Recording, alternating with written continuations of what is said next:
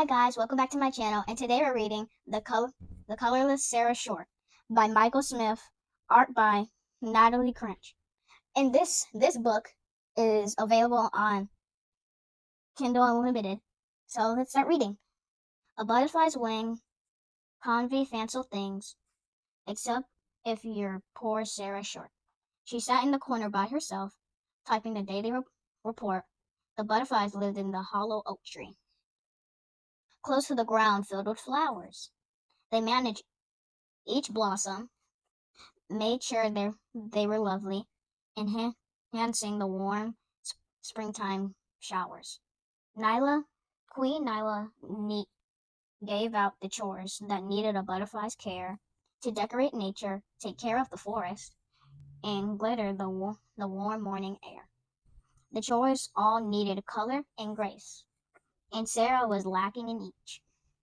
Her wings had no color, and she was too clumsy, which put those chores way out of reach.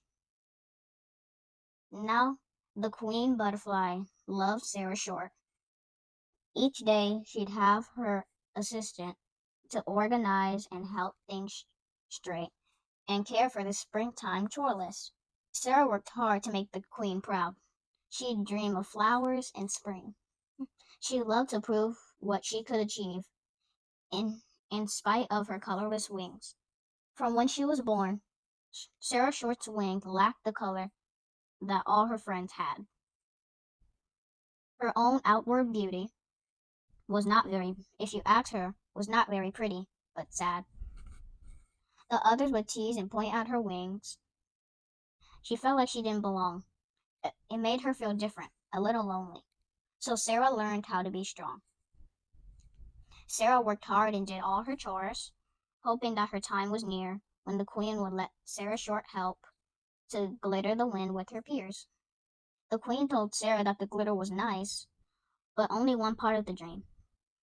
Day in, day out, to keep it all working, the hard stuff goes mostly unseen. So sadly, for Sara, her time wouldn't come.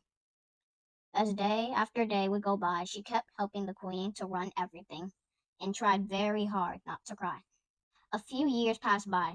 Sara Short grew to become a strong butterfly. Sara felt happy competing in her part, but sometimes she still wondered why. Why was I born with colorless wings? I wish I simply belonged.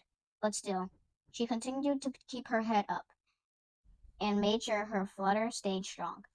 Then came the day the butterflies feared.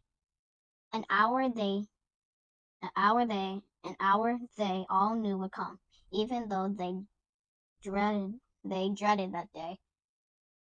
It came a big shock to some. The queen had entered the last days of life. Her wings are now wrinkled and old. She lived a great life as a queen butterfly, watching the springtime unfold.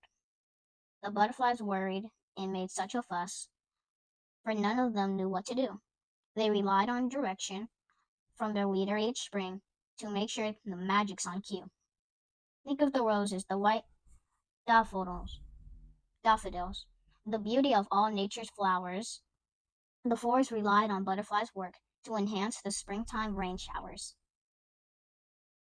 And seeing that Sara knew the queen so well, better than any of the rest, they begged her to go to the kingdom's great room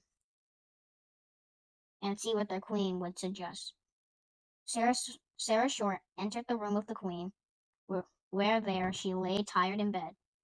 Sara walked up with tears in her eyes as the queen held one piece of bread. Sara, our lives are like this frail bread, searching for where to belong. It's thin and fragile, and so very short. Many threads, it becomes strong. Becomes strong. With each passing year, with each passing year, and some threads become frayed. The time comes with the time comes that they are replaced. And such is my life. Like this damaged thread, another piece must take my place. The queen said softly, Listen, my child, for you are the key to it all. You've been by my side year after year. It's time for you to stand tall. You know how to rule our sweet butterflies. You know the true secrets of wind, how to decorate all of the creation.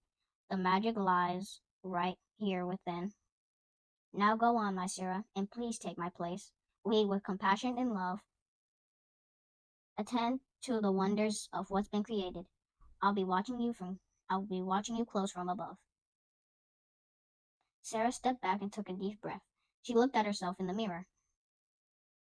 Sarah had never noticed before, all but now it was all getting clear. Her colorless wings were always the thing that kept her from finding her place. But now with the blessings of the queen, she saw their true beauty and grace.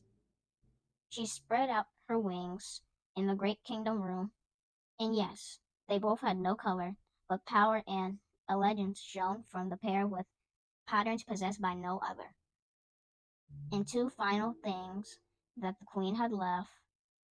The first was the butterfly crown. Sarah Short smiled and put it on, along with the queen's royal gown. As Sarah did as, as Sarah did just as the queen had asked, she led with grace in her court, and never was there a ruler more loved than the colorless swing, Sarah Short. Alright guys, if you enjoyed reading Sarah Short with me, make sure you hit the like button and subscribe. Bye.